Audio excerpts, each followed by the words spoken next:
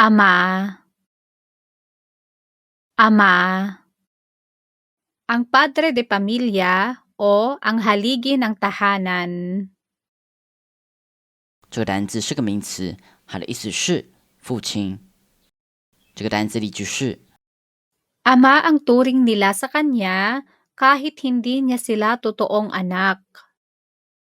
Ama ang turing nila sa kanya kahit hindi niya sila totoong anak. 他们把他当成父亲，即便他们不是真正他的孩子。 Naging batang ama siya sa edad na 15. Naging batang ama siya sa edad na 15. 他在15岁时就成为了一位年轻的父亲。 Panindigan mo ang pagiging ama mo. Panindigan mo ang pagiging ama mo. 挺身而出，承担父亲的角色。 Ang ama ang haligi ng tahanan. Ang ama ang haligi ng tahanan. 父亲是家庭的支柱。 Marunong ang aking ama sa paggawa ng mga gamit sa bahay. Marunong ang aking ama sa paggawa ng mga gamit sa bahay.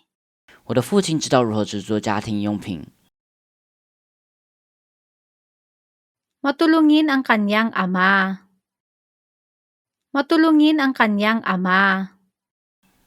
他的父亲很乐于助人。 Maagang natulog ang aking ama dahil napagod sa pagsasaka. Maagang natulog ang aking ama dahil napagod sa pagsasaka. 我的父亲因为劳累于农活而早早就寝。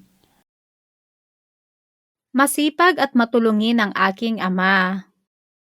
Masipag at matulungin ang aking ama. 我的父亲很勤奋，而且很乐于助人。 Ang kanilang ama ang nagtaguyod sa kanilang magkakapatid.